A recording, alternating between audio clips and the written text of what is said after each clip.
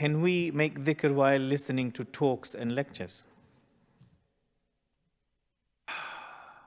You listen to me and you say, Subhanallah, Subhanallah. You listen, how can you do that? I mean, even the doctor now, when he's busy with the question, he can't even listen to me. Yes, that's why I'm doing mistakes sometimes.